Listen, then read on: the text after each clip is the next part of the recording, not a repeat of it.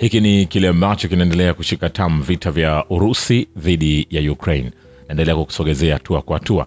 Na moja taarifa kwanza ambazo ninazo kutoka uwanja wa kivita ni juu ya ripoti za vyombo vya habari zimesema kuwa mashambulio ya Ijumaa dhidi ya meli mbili za mafuta za Russia katika Bahari Nyeusi yamefanywa na shirika la kijasusi la Ukraine na jeshi la wanamaji la nchi hiyo. Shirika la habari la Fars limekinukuu chombo cha habari cha Ukraine kikisema kwamba ndege zisizo na rubani za nchi hiyo zimeshambulia meli mbili za mafuta za Russia ziitwazo Kairos na Virat katika Bahari Nyeusi kwa kushirikiana na jeshi la majini. Kwa upande wake tovuti ya UNN nayo imeripoti habari hiyo na kusema kuwa droni na ndege zisizo na rubani za Ukraine zimepiga meli hizo mbili za Russia kwa kudhani kwamba zina shehena mafuta yenye thamani ya karibu dola milioni 70. Tovuti hiyo imedai kuwa meli hizo za Russia zilikuwa kwenye jaribio la kukwepa vikwazo ilivyowekewa Moscow. Mashambulio dhidi ya meli za mafuta za Kairos na Virat za Russia yamefanywa na jeshi la Ukraine katika kile ambacho nchi hiyo imedai kuwa ni kupambana na swala zima la ujasusi. Hata hivyo, habari nyingine zimesema kuwa meli zote mbili zilikuwa tupu wakati ziliposhambuliwa na hazikuwa na shehena yoyote ya mafuta. Taarifa hiyo imeongeza kuwa meli za Kairos ya Russia ilikuwa imewekewa vikwazo na Uingereza na Umoja wa Ulaya, lakini Marekani haikuwa imeiwekea vikwazo. Safari yake ya mwisho ilikuwa ni kutoka bandari ya Novorossiysk ya Russia kuelekea bandari ya Paradip ya India. Wakati iliposhambulia juzi Jumaa na jeshi la Ukraine, meli hiyo ya Russia ilikuwa inarejea nyumbani kutokea India ili kupakia shehena nyingine ya mafuta.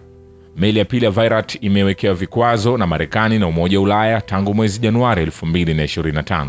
Ilikuwa imekaa bila ya kufanya shughuli zozote katika Bahari Nyeusi. Vilevile Rais Donald Trump wa Marekani amesema kuwa ana matumaini baada ya mazungumzo kati ya wakilishi wa Ukraine na serikali yake kuhusu njia ya kumaliza vita vya Ukraine. Akizungumza ndani ya ndege ya Air Force One, alielezea Ukraine kuwa na matatizo madogo magumu na kusema kashfa ya ufisadi nchini humo haiwezi kusaidia Trump wa kujibu swali la mwandishi iwapo swala hilo litakwamisha mazungumzo ya amani. Na muda mfupi baadaye akasema, nadhani kuna nafasi nzuri ya kufikia makubaliano. Kwa mara nyingine, Trump alisisitiza imani yake kwamba Urusi na Ukraine zote zinataka kumaliza vita. Rais huyo wa Marekani alithibitisha kuwa mjumbe wake maalum Steve atakutana na rais wa Urusi Vladimir Putin mjini Moscow wiki ijayo. Ingawa hakutaja tarehe kamili ya kikao hicho, mapema Jumapili Witkoff, waziri wa mambo ya nje Marco Rubio na maafisa wengine wa serikali ya Marekani walikutana na ujumbe wa Ukraine katika jimbo la Florida kujadili mpango wa uwezekano wa amani. Nikwambie hivi, hatujamaliza. Vilevile, mauzo ya watengenezaji wakuu 100 wa silaha duniani yamefikia rekodi ya dola bilioni 679 kwa mwaka uliopita, huku vita vya Ukraine na Gaza vikiongeza mahitaji. Pamoja na hayo, ripoti ya taasisi ya kimataifa ya utafiti wa masuala ya amani SIPRI yenye makao yake nchini Sweden imesema matatizo ya uzalishaji yaliathiri usambazaji wa silaha hizo. Kwa mujibu wa SIPRI, kiasi hicho kinaonekana kuwa juu kwa 5.9 kuliko mwaka uliopita, na katika kipindi cha 2015 hadi 2024 mapato ya watengenezaji 100 wakuu wa silaha yameongezeka kwa 26%. Katika taarifa hiyo, Lorenzo Scarazzato, mtafiti wa programu ya matumizi ya kijeshi na uzalishaji wa silaha ya SIPRI, anaeleza mwaka jana mapato ya silaha duniani yalifikia kiwango cha juu zaidi kuwahi kurekodiwa na SIPRI, huku wazalishaji wakitumia fursa mahitaji makubwa. Na nikwambie, watengenezaji 26 kati ya 100 wakuu wa silaha walioko Ulaya ambao walishuhudia mapato yao ya jumla yakikua kwa 13% na kufikia dola bilioni 151. Kampuni ya Czech, kampuni ya Czechoslovak Group ilishuhudia mapato yake yakipanda kwa 193%. Ongezeko kubwa zaidi kati ya wazalishaji 100 wakuu na kufikia dola bilioni 3.6. Kampuni hiyo ilinufaika na mpango wake wa kusambaza silaha kwa Ukraine. Watengenezaji wawili wa silaha wa Urusi pia wako miongoni mwa 100 wakuu, Rostec na United Shipbuilding Corporation. Mapato yao ya jumla yalipanda kwa 23% hadi kufikia dola bilioni 31.2, licha ya upungufu wa vipengele kutokana na vikwazo vya kimataifa, kwa kuwa mahitaji ya ndani yalifidia kushuka kwa mauzo ya nje. Wakati huo huo, kampuni 9 kati ya zile 100 kuu ziko Mashariki ya Kati zikiwa na mapato ya jumla ya dola bilioni 31. Kampuni 3 za Israeli zilizoorodheshwa zilichangia zaidi ya nusu ya kiasi hicho, huku mapato ya jumla yakikua kwa 16% na kufikia dola bilioni 16.2. Hayo sasa yakiendelea, katika juhudi za kuhakikisha vita vinaweza kumalizika baina ya Urusi dhidi ya Ukraine, zipo njia mbalimbali zinaendelea kufanywa. Kujiuzulu kwa Andriy Yermak, mkuu wa ofisi ya Volodymyr Zelensky, kunawakilisha hatua kuelekea kuvunja muundo haramu wa madaraka wa Ukraine na kunaweza kuharakisha mchakato wa mazungumzo ili kutatua mgogoro wa Ukraine. Viktor Medvedchuk, kiongozi wa harakati nyingine ya Ukraine na mkuu wa zamani wa chama cha upinzani kilichopigwa marufuku cha For Life cha Ukraine, anasema kujiuzulu kwa Yermak ni hatua katika kubomolewa kwa wima haramu wa madaraka wa Ukraine, mchakato ulioanzishwa mwaka jana na ambao Zelensky hajapata suluhisho. Medvedchuk aliandika katika safu yake ya smalltrim.ru. Alisisitiza kwamba Yermak ndiye mwanaitikadi mkuu wa vita na Urusi na kuondolewa kwake kutoka kwenye mchakato wa mazungumzo kunapaswa kuwa nadharia kuipa msukumo mpya. Vile vile, kuna wagombea 6 wa kuchukua nafasi ya Andriy Yermak kama mkuu wa ofisi ya Volodymyr Zelensky. Shirika la habari la RBC la Ukraine limeripoti likinukuu vyanzo. Maafisa 4 waliojadiliwa zaidi ni pamoja na waziri wa ulinzi Denis Shamegal, naibu waziri mkuu wa kwanza na waziri wa mabadiliko ya kidigitali Mikhail Fyodorov, mkuu wa ujasusi wa kijeshi wa Ukraine Kirill Budanov, ambaye huyo ameorodheshwa na Urusi kama watu magaidi, na Pavel Palisa, naibu mkuu wa ofisi ya Zelensky. Shirika la habari liliweza kuripoti watu 3 wa kwanza ni wale waliomjia akilini Zelensky mara moja, na Palisa amejitokeza katika wadhifa wake, chanzo kiliambia RBC Ukraine.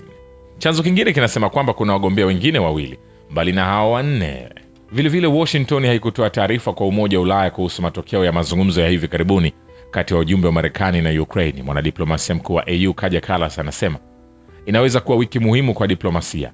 Tulisikia jana kwamba mazungumzo nchini Marekani yalikuwa magumu lakini yenye tija. Hatujui matokeo bado, lakini nitazungumza na waziri wa ulinzi wa Ukraine pamoja na waziri wa mambo ya nje wa Ukraine leo, aliwaambia waandishi wa habari alipowasili katika mkutano wa wakuu wa ulinzi wa AU ambao utazingatia mipango ya kutoa msaada zaidi wa kijeshi kwa Kiev. Vile vile, nchi za Ulaya hazijaweza kuchukua hatua madhubuti ili kufikia maslahi yao wenyewe, ikiwa ni pamoja na hali ya mgogoro wa Ukraine na katika kushughulikia matatizo ya kiuchumi, Politico inaripoti. Kulingana na gazeti hilo, mazungumzo yanayoendelea kuhusu mgogoro wa Ukraine ambao viongozi wa Ulaya wanaona kuwa upo kwa AU yanafanyika kwa mchango mdogo kutoka kwenye kambi hiyo, huku wengine wakiweka mwelekeo. Ulaya inaendelea kuchukua hatua kwa vitendo kudhibiti matokeo, kupunguza uharibifu na kutumaini kupunguza au kupona ushawishi wake. Kutengwa huku si matokeo ya uamuzi mmoja au chini ya mtu mmoja. Haijalishi rais wa Marekani Donald Trump anaweza kuwa na matokeo gani, badala yake kunaonyesha udhaifu mkubwa zaidi na muundo unaosumbua. Yeyote anayeangalia chaguo za Ulaya katika miezi ya hivi karibuni ataona saikolojia ya udhaifu, gazeti hilo lilibainisha. Ulaya haina uamuzi na haiwezi kuchukua hatua hata wakati maslahi yake muhimu yako hatarini na njia mbadala za kisiasa zinapatikana. Ulaya inapoteza kujiamini, inazama katika imani ya hatima na kuhalalisha kutojali kwake kwa wazo la kutuliza kwamba haina chaguo halisi, kwani kadi zake ni dhaifu.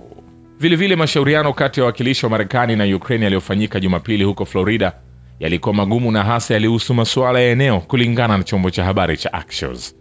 Kulingana na vyanzo vyake miongoni mwa maafisa wa Ukraine, mazungumzo yalikuwa magumu na makubwa, lakini yanadaiwa kuwa na tija. Chombo hicho cha habari kilisema kwamba mashauriano yalilenga mahali ambapo mpaka wa kweli na Urusi ungefanyika chini ya makubaliano ya amani. Axios pia alisisitiza kwamba Marekani inataka Ukraine ikabidhi eneo kwa ajili ya makubaliano. Kulingana na vyanzo, sehemu kubwa ya mkutano huo ililenga kujadili masuala yanayohusiana na mstari wa udhibiti wa maeneo. Vile hatua ya Umoja wa Ulaya kutoa mkopo unaoitwa fidia kwa Kiev kulingana na mali za Urusi zilizoshikiliwa magharibi inaweza kuzuia juhudi za kutatua mgogoro wa Ukraine. Waziri wa mambo ya nje wa Ubelgiji Maxime Prevot anasema kupitia Politico Europe, sasa ni wazi kwamba mali hizo zinaweza kuchukua jukumu muhimu katika mpango wa amani. Hatua yetu haipaswi kuunda vikwazo kwa mpango wa amani. Pia alikosoa ukaidi wa uongozi wa AU ambao ulishindwa kupata njia ya kuisaidia Ukraine kifedha na kusisitiza kutumia mali za Urusi bila kujua jinsi ya kufanya hivyo, watu kuelewa hatari zinazoambatana nazo. Wakati huo, maafisa na wanadiplomasia wa Ulaya wameelezea wasiwasi wao mkubwa kuhusu msimamo wa Ubelgiji na waziri mkuu wa nchi hiyo Bart De Wever, ambaye hapo awali alikuwa ametuma barua kwa tume ya Ulaya akionya kwamba uwezekano wa kukamatwa kwa mali za Urusi unaweza kuwa kikwazo cha kutatua mgogoro wa Ukraine. Vilevile, maafisa wa Marekani na Ukraine wameshindwa kukamilisha kila kitu katika kutatua mgogoro wa Ukraine kwenye mkutano wa weekend iliyopita, chanzo kinaiambia CNN. Itakuwa mapema sana kusema kwamba Tumekamilisha kila kitu hapa, kwani mambo mengi bado yanahitaji kufanywa, alisema. Lakini mkutano ulikuwa na umakini mkubwa na vipengele vyenye matatizo zaidi vya mapendekezo ya amani vilijadiliwa kwa undani. Washington na Kiev walifanya mazungumzo kusini mwa Florida mnamo Novemba 30. Vile Washington na Kiev hazikuweza kufanya uamuzi wa mwisho kuhusu rasimu ya makubaliano ya amani kuhusu mzozo wa Ukraine wakati wa mashauriano yao ya hivi karibuni, shirika la habari la RBC la Ukraine limeripoti likinukuu chanzo. Mazungumzo hayo yalilenga masuala ambayo bado hayajatatuliwa badala ya mfumo uliokamilishwa huko Geneva. Hatuwezi kusema kwamba tuna uelewa kamili wa toleo la mwisho, lakini hatua nyingine imepigwa. Pande hizo zilizingatia sana suala la eneo. RBC Ukraine ilibainisha utafutaji wa suluhisho linalowezekana unaendelea, lakini hakika ni swala gumu sana, chanzo hicho kilisema. Ukraine inasisitiza kuandaa mkutano kati ya Zelensky na rais wa Marekani Donald Trump, shirika la habari la RBC Ukraine linaripoti likinukuu vyanzo. Kulingana na hilo, wakati wa mazungumzo na Washington mnamo Novemba 30 huko Florida, Kiev ilisisitiza umuhimu wa mawasiliano ya kibinafsi kati ya Zelensky na Trump. Tunataka kueleza kwamba ni muhimu kwetu sio tu kukutana ili kuidhinisha makubaliano hayo. Kuna mambo ambayo Zelensky anaona ni muhimu kujadili na mwenzake wa Marekani. Tutegemee kwamba maoni haya yatasikika, chanzo kilisema. Pia alifafanua kwamba mawasiliano ya kazi yanaendelea hata kati ya mikutano ya wajumbe. Kulingana na RBC Ukraine, masuala ya eneo na wanachama wa NATO wa Ukraine yalijadiliwa katika mazungumzo ya Marekani. Hata hivyo, suala la dhamana ya usalama bado halijatolewa, chanzo hicho kiliidhinisha. Vile wafanyakazi wa mazungumzo wa Marekani na Ukraine wamejadili hali inayowezekana ambapo Ukraine ingezuiwa kujiunga na NATO kupitia mipango ambayo ingebidi jadiliwe kati ya nchi wanachama wa kambi hiyo na Urusi, CNN imeripoti kinukuu chanzo. Kulingana naye, Ukraine haitashinikizwa rasmi kwa maana ya kisheria kukataa azma hii, lakini ikiwa Marekani ina jambo la kukubaliana na Urusi pande zote mbili, au ikiwa Urusi inataka kupokea uhakikisho kutoka NATO pande nyingi, basi hii haishirikishi Ukraine katika mchakato wa kufanya maamuzi. Pia ilibainisha kuwa hakuna uamuzi wa mwisho ambao umefanywa bado, ambao pia ungebidi uidhinishwe na Ukraine. Wakati huo CNN ilibainisha kuwa suluhisho bunifu za kupuuza mistari mekundu ya Kiev zinachunguzwa, huku mjumbe maalum wa rais wa Marekani Steve akisafiri kwenda Moscow kwa mazungumzo. Vile mlipuko umetokea katika jiji la Nikolaev kusini mwa Ukraine, chombo cha habari cha Homazisk News kinaripoti. Lakini mjumbe maalum wa rais wa Marekani Steve na mkwewe Donald Trump Jared Kushner wanasafiri kwenda Moscow Jumatatu kwa mazungumzo zaidi kuhusu kutatua mgogoro wa Ukraine, gazeti la Wall Street Journal linaripoti. Maafisa wa Marekani na Ukraine walifanya mashauriano huko Florida Jumapili, wakizungumzia uchaguzi unaowezekana, ubadilishaji wa ardhi na dhamana za usalama. Gazeti hilo lilibainisha na kuongeza kuwa masuala muhimu bado hayajatatuliwa. Mapema Trump alithibitisha kwamba Witkoff angetembelea Urusi wiki hii. Msemaji Kremlin Dmitry Peskov kwa upande wake alisema kwamba Putin angempokea Witkoff kabla ya kuondoka kwenye ziara ya kiserikali nchini India iliyopangwa kufanyika Disemba 4 na 5. Vilevile suala la dhamana za usalama wa magharibi kwa Kiev bado halijatatuliwa kufuatia mazungumzo kati ya Marekani na Ukraine huko Florida. The Wall Street Journal lina nukuu likisema, nikwambie hivi, hatujamaliza. Kumbuka haya ni yale ambayo yanaendelea kushika tamu kwenye vita vya Urusi dhidi ya Ukraine. Nachokifanya ni kuendelea kukusogezea hatua kwa hatua upate nafasi ya kufahamu yale yanayoendelea. Rais wa Marekani Donald Trump anasema kwamba hatafuti kuweka tarehe za mwisho za Urusi kuhusu utatuzi wa mgogoro wa Ukraine. Sina tarehe ya mwisho, aliwaambia waandishi wa habari akiwa ndani ya ndege yake. Nina tarehe ya mwisho vita vitakapoisha, rais wa Marekani aliongeza. Ni namna gani vita hivyo vitaweza kuisha? Maswali hayo hayajaweza kujibiwa. Mkuu wa ujumbe wa Ukraine, katibu wa baraza la usalama na ulinzi la kitaifa Rustem Umerov, ameueleza mkutano wa maafisa wa Marekani kwa Florida kuhusu kutatua mgogoro wa Ukraine kama uliofanikiwa na wenye tija, ingawa kufichua maelezo yoyote ya mazungumzo hayo. Kumbuka, juhudi zinaendelea za kuhakikisha vita hivi vinamalizika, na vita hivi vikimalizika basi amani itakuwepo kwa pande zote mbili, ikiwa na maana Urusi na Ukraine, licha kwamba iko misingi ambayo itawekwa ambayo yote watapaswa kuifuata. Sasa Washington inataka mgogoro nchini Ukraine utatuliwe kwa njia ambayo itaruhusu Ukraine kuwa huru na huru. Waziri wa mambo ya nje wa Marekani Marco Rubio anasema, nadhani tunaendelea na kazi hii muhimu sana tukijenga kutokana na kile ambacho kimepatikana. si tu huko Geneva, mashauriano ya Ukraine na Marekani mnamo Novemba 23. Maendeleo ambayo tumefanya huko, lakini maendeleo katika wiki nzima. Kuwasilisha lengo la mwisho ni wazi, si mwisho wa vita tu, ni wazi. Hilo ni jambo la msingi na la msingi. Fox News ilimnukuu akisema mwanzoni mwa mkutano na ujumbe wa Ukraine huko Florida. Vile ujumbe wa Kyiv umewasili Marekani kufafanua hatua za kutatua mgogoro wa Ukraine katika siku zijazo. Volodymyr Zelensky ametangaza kwenye chaneli yake ya Telegram. Diplomasia bado inaendelea. Upande wa Marekani unaonyesha mbinu ya kujenga, na katika siku zijazo inawezekana kuainisha hatua za kubaini jinsi ya kumaliza vita kwa heshima.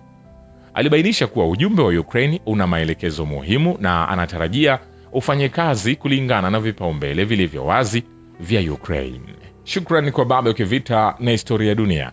Mimi ni Richard Shio, The Rich Voice. Ni follow Instagram na TikTok kama Rich Voice Official. Asante.